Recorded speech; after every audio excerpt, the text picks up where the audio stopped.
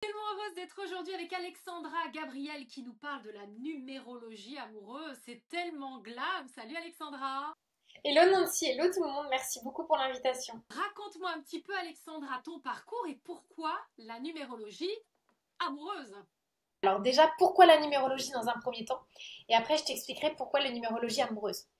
La numérologie, rien ne m'y prédestinait parce que franchement, j'étais tellement nulle en maths quand j'étais petite. Je crois que la meilleure note que j'ai eue, je crois que j'ai même pas eu la moyenne en maths de ma vie. Je crois que j'ai peut-être sur 20, ça doit être 8 ou 9, tu vois, un truc comme ça. Et j'étais vraiment pas prédestinée à être amie avec les chiffres. Mais tu vois, c'est l'ironie du sort. Et j'ai quand même été frappée par un phénomène assez particulier au cours de ma vie.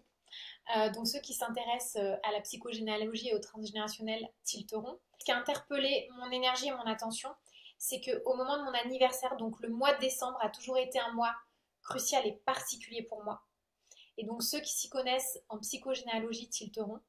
Et au moment du mois de décembre, donc le 17 décembre 2010, quelques jours après mon anniversaire, ma mère est tombée malade à mon anniversaire et quelques jours après, elle est morte. Ah, le choc. Donc ça a été un vrai choc. Je savais qu'elle partirait parce qu'elle avait une maladie des bronches et des poumons, elle avait la BPCO, pour ceux qui connaissent. Et donc je savais qu'elle était condamnée, de toute façon, d'une manière ou d'une autre. Mais par contre, je ne m'attendais pas à ce que ce soit aussitôt. Et quand elle est partie, j'ai commencé à voir, on va dire, des drôles d'événements dans mes rêves, où j'ai commencé à avoir des visites, des choses comme ça. Et donc j'ai eu envie d'aller réouvrir quelque chose que j'avais senti au moment de mes 11 ans. À mes 11 ans, j'ai compris qu'il y avait une vie après la mort. Pourquoi? Parce que la mort d'Ayrton Senna, qui était un pilote de Formule 1 brésilien, et quand lui, donc lui c'est en numérologie, après j'ai compris la numérologie, pourquoi elle est si précieuse en fait, pour en revenir finalement à l'essentiel, c'est qu'elle m'a permis de répondre à toutes les énigmes que j'ai eues pendant des années dans ma vie. Mais attends, je comprends pas le rapport avec la mort d'Ayrton Senna. En fait, le 1er mai 94, Ayrton Senna meurt. Et à partir du moment où il meurt, je comprends qu'il y a une vie après la mort. Je le connaissais ni d'Adam ni d'Ève, Mais pourquoi? parce qu'en fait, il était chemin d'expression 7. Et au-delà du grand pilote de Formule 1 que c'était aussi un homme de foi. Et avant tout, Ayrton Senna, c'est oui, ce champion brésilien, oui, les bagarres avec Alain Prost, mais c'est pas que ça. C'est avant tout un homme de foi. Et quand les âmes repartent de l'autre côté, elles nous apportent la quintessence, elles projettent sur la Terre la quintessence profonde de qui elles sont. Elles projettent, en fait, elles libèrent leurs vibrations profondes. Et moi, dans cet épisode de ma vie, donc à mes 11 ans, j'avais la capacité, vraisemblablement, de ressentir cette énergie. Donc en fait, il m'a transmis la foi. En fait, pour faire vraiment un résumé, c'est ça. Mais j'ai mis des années à le comprendre que c'était ça. Et donc, à partir du moment où il meurt, je comprends qu'il y a quelque chose après, et il y a une forme de mysticisme qui va naître en moi, sur lequel je vais être en errance pendant des années et sur lequel je vais avoir du mal même à mettre des mots. Et quand ma mère meurt, j'ai besoin de rouvrir cette boîte de Pandore qui m'avait confiée des années auparavant. Et donc ma mère vient me voir dans mes rêves en me donnant des informations ultra précises sur des papiers, sur des choses, sur notre famille. Et là, je guéris. Je guéris aussi des deuils que j'ai eu avant au moment de mon anniversaire. Parce que le jour de mes 20 ans, j'avais perdu mon petit ami. Qui est mort ou c'était une rupture amoureuse? Ah non, il est mort. Il y avait une rupture et il est mort après. Donc en fait, le jour de mes 20 ans, il est jamais arrivé à ma fête d'anniversaire. Parce qu'en fait, il s'était tué dans la nuit du 4 au 5 décembre. Attends. Donc vous aviez rompu, mais il devait quand même venir à ton anniversaire? Ouais, parce qu'on avait gardé contact. Et en fait, il est jamais arrivé. My God. Et ouais. Et 15 jours après, je perds mon grand-père. Donc sidération. Quelques années plus tard, je perds ma tante. Toujours à cette date anniversaire? La tante qui nous avait présenté en plus, elle meurt en décembre. Non, c'était le mois de décembre, c'était aux C'est au alentours. mois de décembre. Je suis née le 24 décembre, moi, tu sais? Oui. Ah bah oui, tu sais! C'est vrai, on va faire un exercice d'ailleurs en fin d'émission avec mes chiffres. Et oui, je sais. Je perds une autre année, mon beau-père, un chien que j'aime. Enfin, tu vois, Trop de synchronicité, quoi, pour un moment pas y croire. Ouais. exactement. Donc, trop de choses dures Dramatique, toujours dans le même mois. où je suis censée naître au moment de mon anniversaire, le monde autour de moi s'écroule. Donc, il fallait que je comprenne les symboliques autour de tout. Je vais peut-être pas garder ça, mais moi, en fait, je suis très connectée au niveau de mon corps. Et quand j'ai affaire à des médiums, j'ai des frissons partout dans mon corps. Tu es médium? Oui. Ok. Ok, d'accord, je comprends mieux là. Il y a une connexion. Moi, c'est direct ça, c'est tout de suite mon corps qui le dit. Et voilà, mais moi, j'ai pas développé plus de donc, enfin, si, certaines intuitions, etc. Mais ça m'a interpellée parce que c'est pas du tout mentionné là, ça. Non, parce que justement, mon but aujourd'hui, c'est pas de mettre en avant la médiumnité. Moi, mon but, c'est quand je vais mourir, que tout le monde connaisse son chemin de vie. Parce que c'est important. Alors, on va reparler du chemin de vie, mais on revient juste à ta maman, parce que ça a été le déclic. Mais ta maman est morte le jour de ta date d'anniversaire. En fait, elle est tombée malade le jour de mon anniversaire. Donc, je m'autorise à refêter mon anniversaire suite à la mort de mon petit ami. Parce qu'après, quand le jour de mes 20 ans, j'ai perdu mon petit ami, je me suis dit, mon anniversaire porte malheur. Plus jamais je le fêterai. 8 ans plus tard, je m'autorise à refêter mon anniversaire. Et le jour de mon anniversaire, ma mère tombe malade. Et elle va décéder 12 jours plus tard. Donc, recherche en psychogénéalogie à ce moment-là, alors? Pas du tout. Je suis pas du tout dans ce cheminement. Par contre, la première chose qui m'interpelle, c'est qu'elle vient me voir dans mes rêves. Elle vient me voir une première fois et elle vient me voir une deuxième fois. C'est là que tu découvres que t'es médium ou ça c'était déjà à 11 ans? Pas du tout. Pas du tout. Je me dis pas, j'ai même eu du mal à me dire que j'étais médium. Je me définis toujours comme quelqu'un qui parfois vit des expériences extraordinaires avec l'autre dimension. Mais j'ai du mal à me qualifier en tant que telle parce que je trouve qu'on met derrière ce mot beaucoup de choses. Il y a aussi, on confond parfois la voyance, la médiumnité, puis qui pour moi sont deux choses diamétralement opposées. Avoir des intuitions, c'est normal. Plus on est connecté à notre vérité, à notre réalité humaine et terrestre, et plus on a des intuitions, et c'est très bien, ça veut dire qu'on a nié. Donc moi, je mets vraiment ça. Euh, j'ai presque un peu segmenté le truc pour le démystifier, mais surtout pour le rendre moins fantasmagorique, tu vois. Ouais, c'est ça. C'est un, c'est un truc du quotidien. Certains font du dessin, d'autres ont des ressentis. Enfin, tu rends le truc beaucoup plus léger. C'est pour ça que t'en parles pas dans le livre, mais par contre, ça t'aide vachement. Et ça donne du sens à la numérologie amoureuse. Donc là, les événements, c'est que ta maman vient dans tes rêves. Exactement. Et donc là, il y a quand même un lien avec les expériences médiumniques, parce que finalement, une des plus grandes blessures de ma vie, c'est le deuil, la mort. C'est tout ce qui est en lien avec le deuil, moi. Les plus grandes blessures de ma vie, c'est ça. L'abandon alors? Ta plus grande blessure? Je sais même pas si c'est l'abandon, c'est l'énergie du chaos, du néant. La sensation de ressentir et d'avoir eu l'impression qu'il n'y avait plus rien, qu'il y avait le vide. Et finalement, la première personne que j'avais besoin de convaincre de la survivance de l'âme, et la première personne que j'avais besoin de consoler, c'était moi. Et à partir du moment, je te jure Nancy, ma mère, je l'enterre le 22 décembre. Elle vient me voir pour me dire qu'elle adorait la cérémonie qu'on lui a préparée avec mon frère. Elle revient le 28 décembre et elle m'explique plein de choses sur des papiers, des choses de la maison que je ne pouvais pas savoir. J'avais beau avoir perdu ma mère 15 jours plus tôt, mon deuil, il a été radical et il a été fait. Par contre, j'ai eu besoin d'enquêter. Je savais qu'elle continue à vivre ailleurs parce qu'elle me disait tu ne peux pas rêver de moi si je ne continue pas à exister ailleurs. Elle me dit ça dans mes rêves. Et là, je commence à faire vie après la mort, donc à taper sur Google vie après la mort. Et je vois qu'il y a une conférence, et là, du coup, la magie des nombres commence à opérer, au 17 rue de l'Arcade, donc à l'hôtel Bedford à Paris. Et je me dis, si c'est au 17, je vais avoir mes réponses puisque maman est morte un 17. Et très vite, j'ai un peu désacralisé, démystifié le truc de le 17 me portera malheur parce que j'ai perdu ma mère. Je me suis dit non, non, le 17 me portera bonheur toute ma vie. Génial, t'as changé l'histoire, t'as transformé la croyance. Et je le savais, je dis 17, c'est là qu'il faut que j'aille. Et donc je vais en effet à cette conférence. Donc il y avait une médium qui parlait des signes de l'au-delà. Donc ça répond pas trop à mes questions, mais un peu en partie. Parce que moi j'avais vraiment des visites nocturnes. C'était un truc de ouf. J'avais vraiment des visites de ma mère dans mes rêves, où elle me faisait revisiter des paysages, des épisodes de vie, des trucs de fou quoi. Et en deuxième partie, se présente une numérologue. Et alors là, ça a été la rencontre. Ça a été la magie. Et donc là, j'ai découvert la numérologie. Et quand cette dame, pendant la conférence, exposait les nombres et qu'elle disait, tiens, ben, tel nombre, c'est telle caractéristique et tout, je fais, oh, moi, je suis ça ou ça. Et après, je calcule mes nombres et je me rends compte que c'est les deux nombres piliers de mon thème. Donc là, je me suis dit, banco. Donc, je vais faire une consultation, un rendez-vous avec elle et après, elle me prend en stage. Et là, révélation. Révélation. Mais au début, tu sais, c'était un jeu. Je le prenais un petit peu par-dessus la jambe. Je m'amusais, je faisais mes petits calculs et tout. Et un jour, j'ai une copine qui m'appelle et qui me dit, tu sais, ma mère, elle aimerait une vraie consultation avec toi parce que tu as dit des trucs qui étaient quand même assez marquants, assez percutants, qu'on ne peut pas deviner, on n'en a jamais parlé ensemble. Tu as dit un truc sur notre histoire et elle voudrait te voir. Et je dis, bah ouais, ok.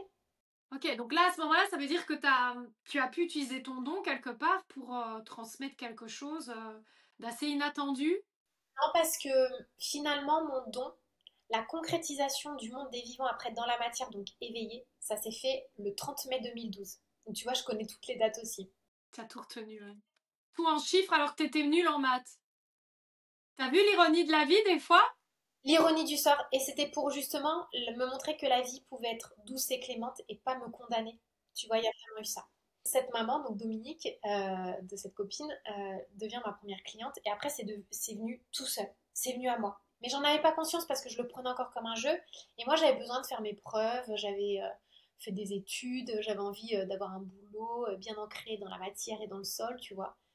Et en fait, je me rendais pas compte à quel point la numérologie venait me chercher. Mais du coup, c'était après avoir découvert ton chemin de vie dans cette conférence, j'imagine. De toute façon, quand j'ai fait mon stage, quand j'ai fait ma consultation en numérologie pour moi, j'ai compris les enjeux, les énigmes de ma vie. Ça disait quoi? Que j'avais dans cette incarnation le besoin et la nécessité de développer tout ce qui était en lien avec mon autonomie, mon indépendance, découvrir mon potentiel de réalisation, l'importance de l'écriture allait venir me chercher. Ça mettait aussi en exergue en évidence que dans cette vie-là, on me demande aussi de développer énormément ma foi. Et même si je la vivais de façon totalement atypique, et j'ai pendant longtemps été moquée parce que je pleurais Ayrton Senna, j'ai pleuré Ayrton Senna pendant des années, en me demandant, mais justement, comment j'allais continuer à vivre si lui était mort. Ah oui, à ce point-là. Qui me voyait de là où il était, enfin, c'était très particulier. Donc j'avais finalement un monde céleste qui se peuplait à mesure que mon monde terrestre se dépeuplait. Et j'avais pas compris en fait qu'il y avait un tandem gagnant entre les deux. Le lien entre ciel et terre, à faire par nous terriens. Exactement. Et 20 ans plus tard, je vais comprendre ma connexion avec Senna. Donc moi, pendant des années, je me suis dit, il faut que je devienne attachée de presse dans le milieu de la Formule 1 parce qu'il m'a transmis la passion de la F1. Pas du tout, donc je vais complètement m'égarer. Mais par contre, je vais être encouragée. C'est-à-dire que je vais faire mes études d'attachée de presse, je vais les réussir. Je vais avoir une expérience en sport automobile, je vais réussir, tu vois. Mais c'était pas ça.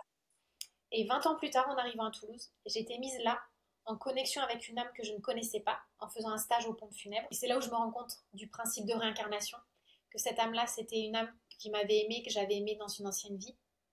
Elle m'a dit, on avait décidé de se rencontrer comme ça parce que si dans cette vie-là, on avait eu une histoire d'amour, je t'aurais trop abîmée par rapport à toutes mes frasques et par rapport à mon vécu, par rapport aux expériences où moi j'en étais et ce que j'allais vivre, ça t'aurait déglingué. Donc mieux vaut qu'on se retrouve comme ça. Donc après, j'ai rencontré son frère hyper cartésien, sa famille hyper cartésienne. J'ai dit, voilà ce que Pascal m'a montré. Ça, ça, ça, ça, ça. Ils m'ont dit, mais c'est exactement ça sa vie. Quand il t'a emmené sur un toit, dormir sur un toit à la belle étoile, tu sais où est-ce que c'était? J'ai dit, non, il m'a juste emmené sur ce toit. Il m'a montré qu'il avait un lit, un matelas de fortune et qu'il dormait à la belle étoile. Il fait, oui, c'était en haut d'une maison en Corse. Donc en fait, j'ai validé après tellement de choses avec son frère. Enfin, ça a été hallucinant. Et j'ai compris, à travers les voyages astro que donc ce Pascal m'a fait faire, le principe de réincarnation. Donc 20 ans après la mort de Senna, 20 ans et 8 jours après la mort de Senna. Mais t'as quel âge? J'avais 31 ans. Senna est mort en 94. J'ai cette expérience spirituelle et mystique très forte en 2014. Et donc là, on est en 2025. Ok, donc t'as quel âge toi maintenant? Et donc là, j'ai 42. Ah, on a le même âge en plus! Oui, on a quelques jours d'écart. On est 2 décembre et on a le même âge. Toi, t'es né le 24 et moi, je suis née le 5 de la même année. Ah, waouh! Ah, c'est chouette. Alors, bon, attends. Du coup, Pour en revenir que tu fasses le lien logique, donc Pascal me dit, voilà le rôle de Senna, c'était de t'éveiller à la foi parce que c'est un homme de foi. Et dans ses perspectives de réincarnation, de toute façon, la foi et la religion auront une place immense dans sa vie. Effectivement, Sénat, il partait avec sa Bible sous le bras en briefing et il ouvrait la Bible et il la lisait tous les jours. Et il priait Dieu tous les jours. Il était connu pour ça. Mais moi, j'avais pas tilté dans mon esprit d'enfant, je le savais pas du tout. J'ai compris que forcément, il y avait une vie après la mort, que nos défunts, ils avaient quelque chose de très particulier, de très spécifique à nous apporter de là où ils étaient depuis les cieux pour continuer notre évolution sur Terre, qu'on était tous liés, connectés. Donc après, tout ça, si tu veux, c'est venu s'agglomérer dans mon référentiel à moi, dans mon expérience de vie. Et donc à chaque fois que j'ai eu ces expériences spirituelles fortes, cette compréhension de mon expérience, de celle des autres, j'ai pu aussi venir l'appuyer à la force des nombres pour dire non, attends, on vit ça, le but c'est pas ça, c'est ça, ta ta ta, tu vois. Et c'est là où la numérologie est devenue magique encore plus et qu'elle a pris tout son essor dans ma vie. Voilà, c'était le sujet, parce que bah, tu parles de l'amour pur, hein. Tu dis quand l'amour est pur, il ne part pas. Donc j'imagine que entre la foi et l'amour, il n'y a qu'un pas, parce que quelque part, l'amour, c'est quand même la vie. L'un est le pendant de l'autre pour moi. Oui, l'amour pur, le vrai, le véritable, pour moi, il est intrinsèque, il est installé. Par contre, ce qui se construit, c'est une relation amoureuse. Oui, j'ai lu une citation de Boris Cyrulnik qui disait que ce qui réunissait les couples, c'était pas l'amour, hein, quelque part, c'est la volonté de guérir ensemble ce qui a été abîmé par la vie. Exactement. Et c'est la capacité à créer un lien, une histoire, une relation. Tu vois, pour moi, c'est vraiment ça. Pour moi, l'amour pur, tu le vois et tu le ressens. Même si c'est très subtil et c'est sans appel, c'est sans égard. L'amour, on le ressent en soi et il est souvent stimulé, éveillé par quelqu'un d'autre ou par un animal ou tu vois, par n'importe qui, par un ami, une amie, un membre de la famille. Mais dans nos histoires d'amour, qu'est-ce qui est tumultueux? Justement, c'est les pseudo-histoires qu'on se raconte. C'est tout ce qu'on met en place pour essayer de camoufler nos blessures, pour essayer de trouver des prétextes à se désaimer, à ne pas aimer les uns et les autres. Et justement, en 2021, donc le livre de la numérologie amoureuse, il est né à ce moment-là. Au début, je voulais faire un livre sur les chagrins d'amour, parce que les chagrins d'amour, ça a été aussi quelque chose d'assez fracassant dans ma vie. Et j'avais envie, parce que j'ai réussi à les éclairer et à comprendre le pourquoi du comment ça n'avait pas fonctionné, j'avais envie de donner un coup de projecteur là-dessus. Et je me suis dit, mais en fait, au lieu d'écrire un livre sur les chagrins d'amour, je vais écrire un livre sur la numérologie amoureuse où je vais finalement responsabiliser chacun comme moi j'ai été responsabilisée. On m'a obligée à me responsabiliser vis-à-vis de moi-même. Je vais aider chacun à retrouver la notice d'emploi, le mode d'emploi des mécanismes de son cœur. Super. Et si tu avais une histoire de romance, que ce soit la tienne ou une autre, qui justement s'est expliquée dans ses difficultés par la numérologie, qu'est-ce que tu raconterais? Et bien justement, en 2021, donc il y a 4 ans, je renoue avec un ami d'enfance.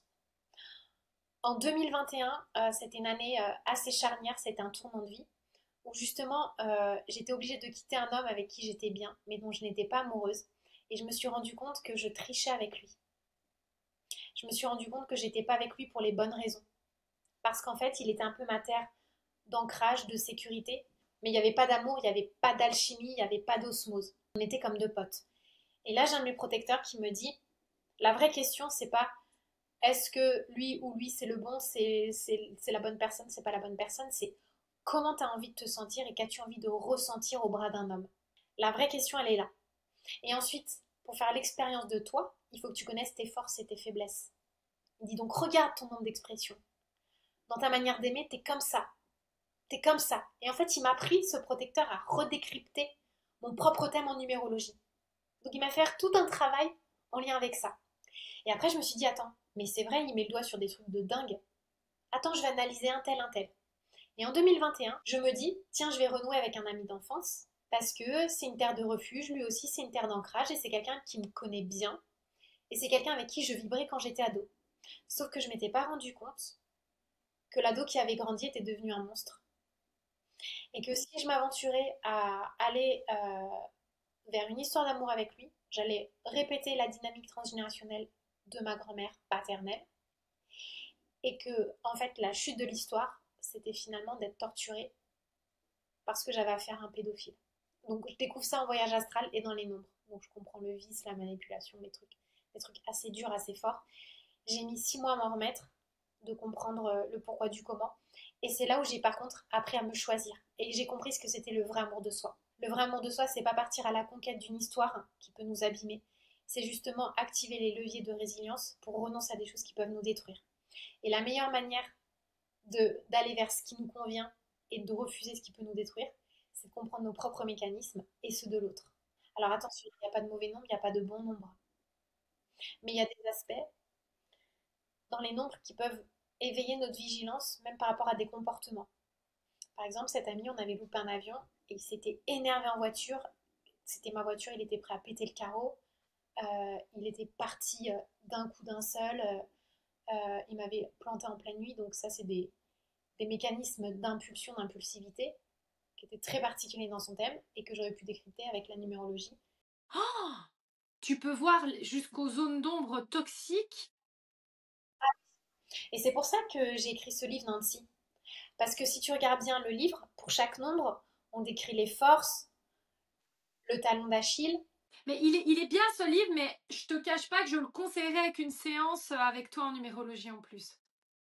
Parce que je pense que tout seul, on peut pas avoir un décryptage aussi pointu que ce qu'une numérologue fera. Tu vois ce que je veux dire?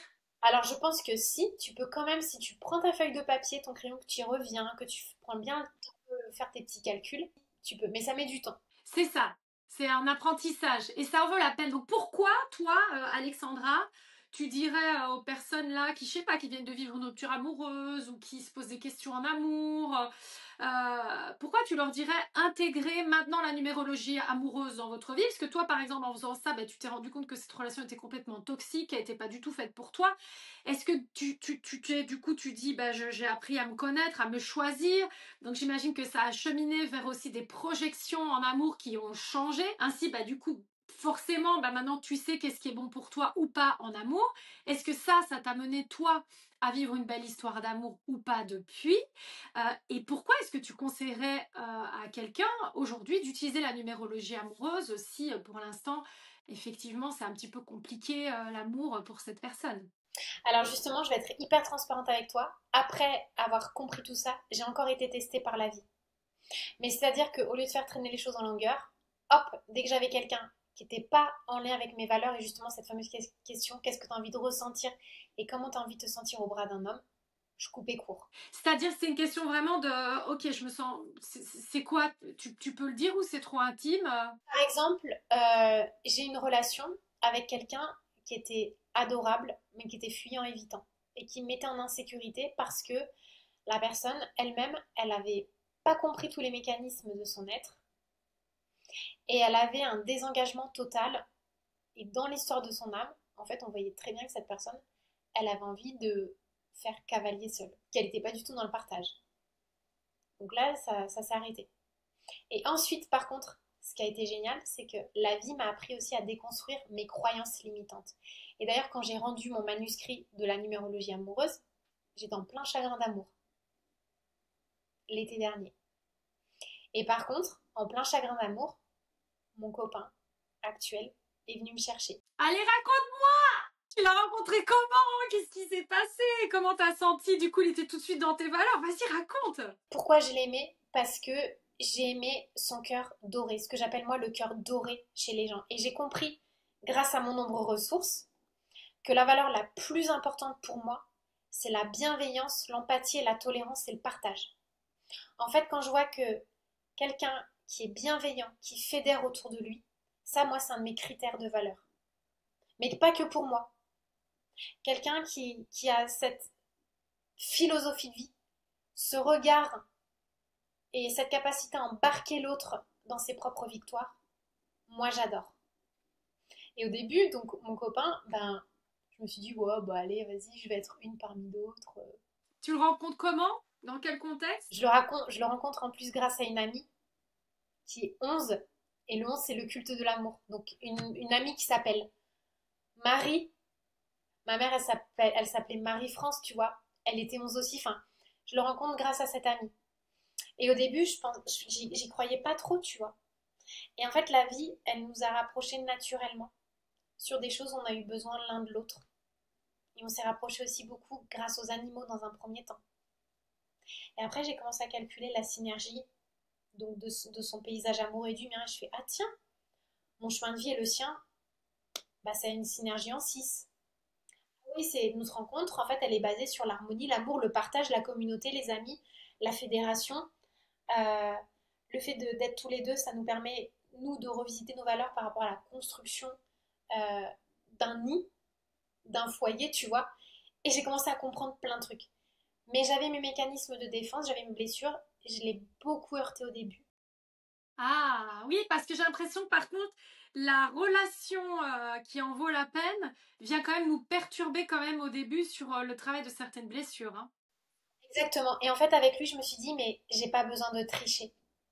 C'est-à-dire que dès le départ, on a vu les blessures l'un de l'autre. Donc ça a été un grand champ de bataille, mais par contre, il y a toujours eu, dès le départ, le lien d'amour. Mais c'était pas des je t'aime, des grandes effusions verbalistiques ou que sais-je. Ça a été un lien de confiance. C'est quelque chose qui s'est noué de façon, dans un espèce de mutisme harmonieux. C'est quelque chose qui s'est créé, qui s'est fondé sur des valeurs, et ça n'avait rien à voir avec tout ce que je pouvais vivre avant. Et je lui ai fait la misère, j'étais dure avec lui au départ. Il s'est pris en pleine dent tous les fracas, tous les traumatismes que j'avais eus avec les autres hommes. Et il m'a accepté tel que j'étais. Waouh. Et toi, tel qu'il était aussi, parce qu'on vient réparer en couple les choses, hein. C'est pas l'un qui a plus à réparer que l'autre, hein. Parce que lui, il a un cœur mais doré quoi. Bah, c'est que tu l'as aussi, sinon tu pourrais pas le voir. Est-ce qu'il existe donc de réelles compatibilités, incompatibilités amoureuses? Est-ce que les chiffres témoignent de relations karmiques ou pas? Très bonne question Nancy. Alors pour moi, les histoires de compatibilité amoureuse, ça veut tout dire et rien dire. Et c'est encore cette question de qu'est-ce que j'ai envie de ressentir, comment j'ai envie de me sentir et qu'ai-je envie de partager. Quelles sont les valeurs qui mettent mon cœur en émoi? Quelles sont les valeurs qui donnent le sourire à mon cœur? C'est une question de ça. À partir du moment où tu te connais et que tu comprends et que tu découvres et que tu connais l'autre, ça devient différent. Tu sais sur quoi tu peux miser, tu vois. Donc, une incompatibilité, elle vient plutôt du fait que l'autre, dans ce qu'il a à te proposer, c'est pas ce que tu recherches. Mais si tu as envie de faire l'expérience de ce qu'il a à te proposer, bah ça peut matcher. Par contre, il faut être capable de l'accueillir tel qu'il est, le prendre tel qu'il est en ton âme et conscience, te dire voilà, il a tel aspect de personnalité. Tu vois, bon, par exemple, mon copain actuel, euh, je sais par ses nombres que c'est pas un grand démonstratif. Et il fonctionne pas comme ça. Donc il est pas dans des grandes. Il est à un côté très pudique. C'est pas des grands je t'aime. Mais en fait, je découvre les je t'aime de manière totalement différente avec lui. C'est-à-dire que par contre, dans son humeur, dans comment Il est constant. il est fiable, il est constant, il est régulier. Il n'y a pas de saute d'humeur, Il est sécure. il est grave sécure. C'est bien ça. C'est ce que tu cherchais. Un amour sécure. Exactement, qui dit ma petite chérie, oh t'es trop belle, puis après qui te ghost pendant 2 3 jours. Ben non, en fait. Plus de chaud-froid. Exactement. Et lui, mon chéri actuel, il est pas du tout comme ça. Il est égal à lui-même, c'est-à-dire que quand je l'appelle, quand je lui demande un truc, quand on fait un truc, quand je vais le chercher, quand il est égal à lui-même. Fiabilité, constance, bah, est-ce qu'on veut pas tout ça un peu? Bon, et les relations karmiques alors? Qu'est-ce que tu en penses? Est-ce que les chiffres et karmiques, pour toi, ça va ensemble? Ça n'a rien à voir? T'y crois pas? Les âmes jumelles aussi? J'y crois pas du tout. T'y crois pas du tout, ok. Juste pour savoir un peu ton domaine de croyance. Toutes les âmes du monde se connaissent, Nancy. Et je vais t'expliquer ça par une métaphore que j'ai déjà expliquée, la fameuse métaphore de la tablette de chocolat. De l'autre côté, il y a des limites et des barrières sur Terre, mais de l'autre côté, toutes les âmes du monde se connaissent. C'est-à-dire que le petit Péruvien, au fin fond de sa campagne, et le plus grand homme politique ou le plus grand homme d'État ou le meilleur chanteur de la planète, tout le monde se connaît. Quand tu retournes de l'autre côté, tu es reconnecté à toutes les âmes du monde. Donc tu connais aussi bien un Ayrton Senna qu'un petit Péruvien qui file la laine pour gagner 1 euro par jour au fin de fond de sa campagne. Il n'y a pas de barrière. Et elle m'avait dit, c'est comme si le monde, l'âme du monde était une immense tablette de chocolat et chacun de nous est un carré. On s'incarne, on se durcit, donc on se matérialise, on devient un carré et on redescend sur Terre. Une fois qu'on meurt, on refond et on regagne la fève de cacao. Donc c'est une aberration aussi de dire parfois, il y a elle, lui, c'est une vieille âme, etc.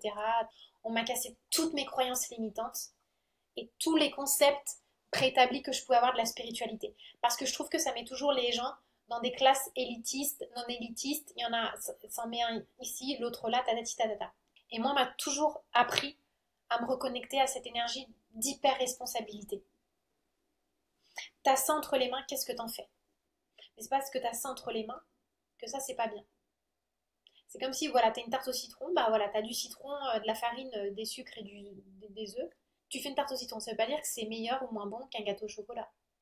T'as ce truc-là à toi, à faire, mais aux yeux du monde, qui dit que la tarte au citron, c'est meilleur que le gâteau au chocolat. Elle m'a vraiment, elle et un autre protecteur, ils m'ont remis ce que j'appelle des baffes célestes, quoi. Et donc, pour les relations karmiques, comme toutes les âmes du monde se connaissent entre elles, je trouve que les histoires de flammes jumelles, d'âmes jumelles, c'est toujours un prétexte à vivre une forme de torture. Et avec l'expérience que j'ai vécue en 2021, justement avec cet ami d'enfance avec qui j'aurais pu me dire ah oui, mais avec lui c'est hyper karmique, nanani, nanana, j'ai compris qu'en fait, si je m'étais autorisée à vivre l'histoire avec lui jusqu'au bout, je me serais tapé une dette karmique vis-à-vis de moi-même.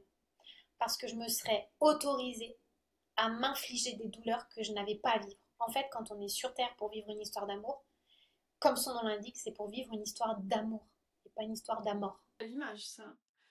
Ok, donc stop aux relations toxiques et choisir ce qui est bon pour nous. Tu penses que les chiffres peuvent influencer ça, ce côté un petit peu Mère Teresa, sauveur oui, mais je vais le réparer, un peu comme Marie Trintignant et Bertrand Cantat, par exemple. Que Elle tu m'a me parles hyper de cette marquée, et histoire. bien avant que le documentaire sorte, parce que moi j'avais vu dans la presse que la femme de Bertrand, enfin l'ex-femme de Bertrand Cantat s'était suicidée. Et quand j'ai vu ça, je me suis dit, mais en fait c'est une évidence que ce mec, il y a quelque chose qui ne va pas avec les femmes. Et puis ben, ils ont sorti le documentaire, et franchement la fille qui a fait ça était très courageuse. Hein. C'est un truc de fou que tu me parles de ça. Parce que ce copain d'enfance, il est né dans la clinique où est morte Marie Trintignant. C'est ouf que tu me dises ça. Parce qu'il y a un truc avec lui. Et il y a pas longtemps, je me suis fait agresser sur les réseaux sociaux parce que j'ai décidé de faire le thème de Bertrand Cantat. Et je t'en parle sans le savoir en plus. Hein. Il y a pas longtemps, là, j'ai fait l'étude de leur thème. Et il y a une personne qui m'a dit ah, ça m'étonne pas que vous soyez attiré par un taulard comme Cantat, vous allez le mettre à l'honneur, parce qu'en ayant eu un père en tôle toute votre vie. Pourquoi t'as eu ton papa a été en prison? Mon papa, il a passé sa vie en prison, mais il a pas de sang sur les mains. Lui, il faisait de la délinquance en col blanc, donc lui, Il faisait quoi du détournement d'argent? c'est un bandit, mais il a pas de sang sur les mains. Ah ouais, voilà, c'est ça. Ok, ok. Ce qui était quand même synchro, c'était que justement, je te demandais est-ce que ça peut être écrit dans les chiffres. Parce que, ben vas-y, dis-moi, Bertrand et Marie, alors c'était quoi leur chiffre qui faisait que de toute façon... La relation passif-agressif. Mais justement, en gros, si j'étais restée avec cette amie d'enfance, j'aurais le même destin qu'elle. La finalité, c'était ça. L'histoire du mois de décembre, tu l'as pas travaillé tout de suite en psychogénéalogie, mais par contre, tu as dit que tu t'étais intéressée à ça. Donc, vas-y, explique-moi un petit peu, par contre, qu'est-ce que tu as pu modifier par rapport à ces dates anniversaires hein, qu'on appelle en psychogénéalogie de décembre, avec tous ces drames qui font qu'aujourd'hui, maintenant, tu es légère et que tu vis enfin une belle histoire d'amour, par exemple, et que tu fêtes ton anniversaire tous les ans. Quand j'ai eu ce fameux pilote d'hélicoptère qui s'est tué au large du Ghana, ça a été dingue, mais il m'a tout de suite remis sur les traces de ma grand-mère du côté de mon père, pour que je comprenne son histoire. Et je me rende compte de qui elle était. Et cette grand-mère, elle avait des capacités, elle a été enfermée toute sa vie dans un hôpital psychiatrique parce qu'on disait qu'elle était schizophrène. Mais elle avait aussi des capacités. Elle percevait les âmes, elle les entendait, elle les voyait. Et en renouant avec son histoire, j'ai compris à quel point les legs transgénérationnels étaient tellement poignants. Donc je me suis mise aussi à enquêter sur elle, à analyser sa numérologie, à comprendre quels avaient été ses espoirs, ses attentes en amour. Et elle, je me suis rendu compte que toute sa vie, elle avait entendu que mon grand-père vienne la chercher à l'asile. au même titre que nos grands-mères ont toujours attendu que nos grands-pères reviennent de la guerre. Et moi, dans ma famille, il y a un karma d'enfermement sur les lieux.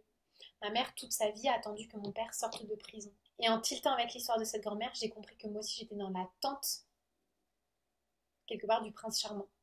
Que quelqu'un vienne me sauver.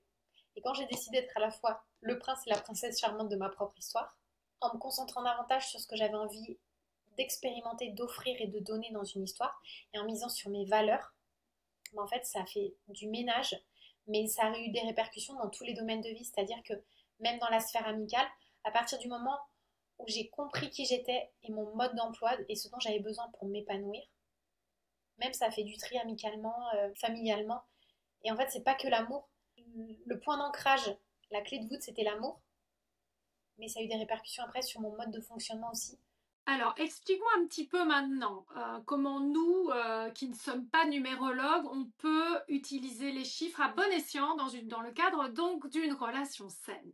C'est comprendre ce qu'on recherche, ce dont on a besoin. C'est pour ça qu'en fait, j'ai énormément détaillé dans la numérologie amoureuse les besoins de chaque nombre, les défis, le talon d'Achille, comment il vit dans sa dynamique transgénérationnelle, comment il vit dans sa dynamique, quels sont les dons et les talents de son âme pour aimer.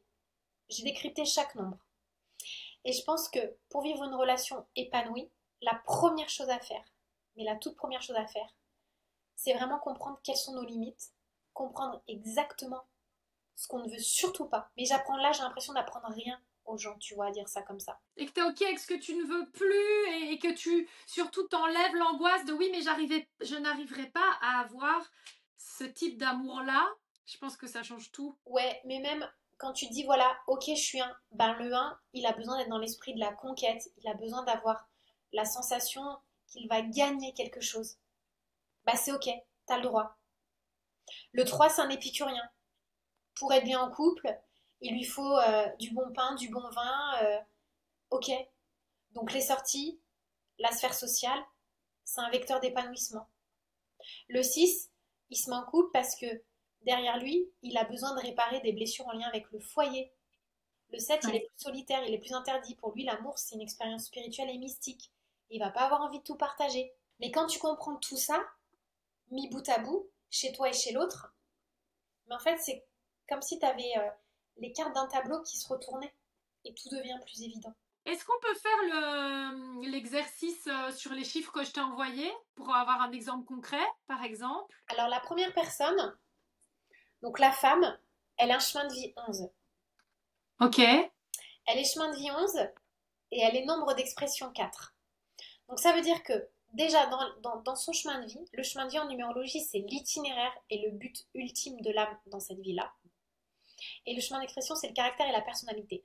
Donc elle, dans son chemin de vie, avec le 11, elle a besoin de s'accomplir en solo, mais elle a besoin de s'accomplir en solo pour comprendre quelles sont ses réussites personnelles, quelles sont ses voies d'aspiration profonde. Mais ensuite, comme elle est 11, quand on fait 1 plus 1, on arrive sur le 2, elle a aussi besoin à terme d'entraîner l'autre dans ses victoires. Donc elle a toute sa vie, elle aura besoin de partenariat, dans le pro, dans le perso. Complètement. Donc là, je confirme que les chiffres disent la vérité parce que c'est exactement moi. Et ton but ultime, c'est de partager. C'est pour monter un empire à deux. En gros, tout ce que tu fais d'abord Ouais. toute seule, c'est pour ensuite monter un empire à deux. Et ensuite, tu as du 4. Donc dans ta manière d'être et de ressentir, tu as besoin de sécurité, de routine, de repères, etc. De Constance comme toi? Mais encore plus que moi, parce que le 11 est composé du 1, de 2 fois le 1. Mais le 4, il fait de toi quelqu'un de prévoyant, de prévenant, etc. Et ton compagnon, la personne que tu as en face de toi, elle est 4 en chemin de vie. Donc ça veut dire que son chemin de vie fait quoi ton chemin d'expression? Donc déjà, vous vous retrouvez dans les valeurs du 4. La sécurité, le besoin de bâtir, de construire. Donc s'il y en a un des deux qui est très bien dans la relation et pas l'autre, c'est qu'à un moment donné, ben, il y en a un qui n'a pas compris à quel point, justement, pour lui, le côté sécure et le côté construction était primordial. Pourquoi la personne a envie de déconstruire? Ben, peut-être qu'il y a un trauma dans les générations en lien avec un mariage qui a explosé du jour au lendemain.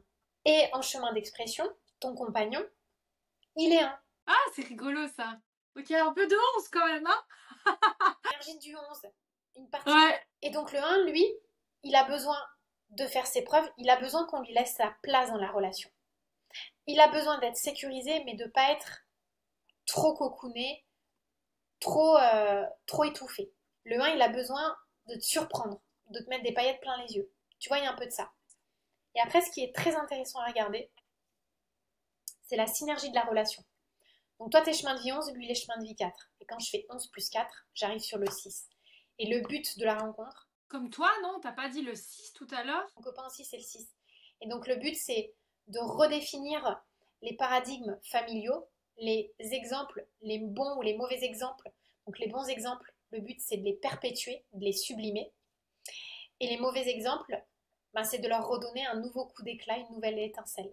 Donc redéfinir le foyer, la famille et la construction et l'image qu'on peut avoir de l'envie et du besoin de construire selon nos propres paradigmes.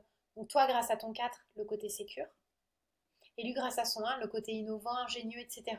Ma question, c'est est-ce qu'on peut à un moment regarder ces chiffres et ceux de son partenaire ou sa partenaire et se dire ah ben non ça va pas fonctionner ou ça va fonctionner ou est-ce que ça c'est des raccourcis parce que toi à l'inverse quand tu as vécu une relation toxique tu as été voir dans les chiffres et ça confirmait comment on fait pour se positionner quand on n'est pas numérologue justement et qu'on utilise ton livre. Moi, dans le thème de, de ce copain d'enfance, j'avais un énorme warning sur la violence.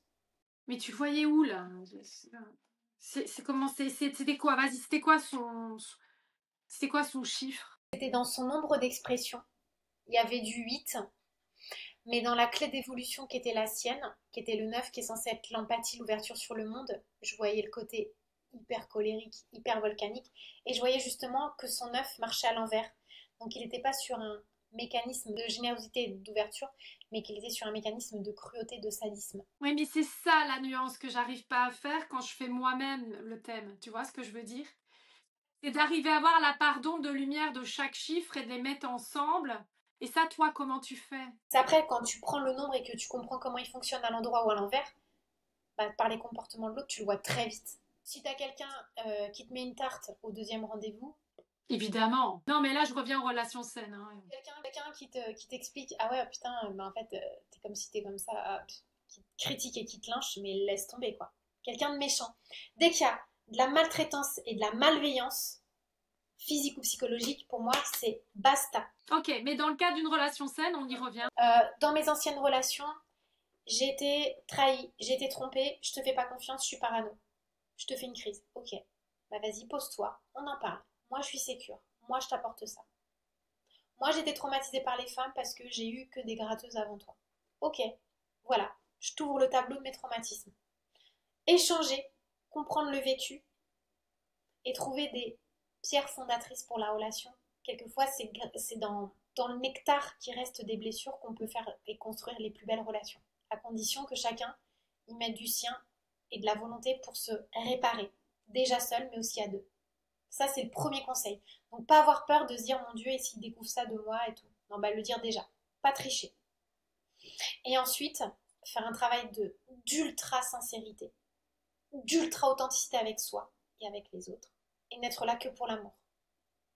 Quand j'ai quitté le gars avec qui j'étais bien, je l'ai quitté parce que je l'aimais pas.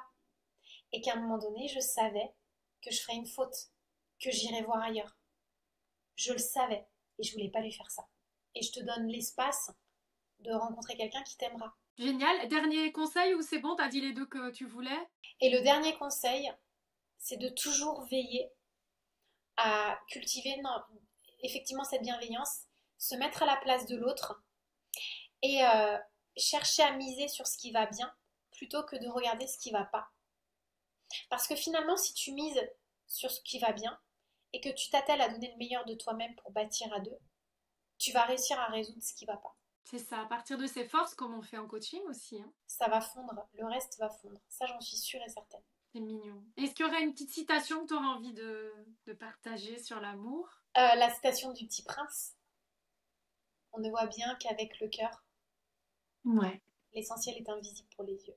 Merci Alexandra. Son livre La numérologie amoureuse est donc disponible aux éditions Exergue. Donc n'hésitez pas à vous le procurer. Ce qui est bien, c'est qu'elle vous file toutes ces astuces pour comprendre votre chemin de vie. Vous avez différents chemins, donc vous allez voir, c'est vraiment hyper intéressant à offrir aussi, pourquoi pas.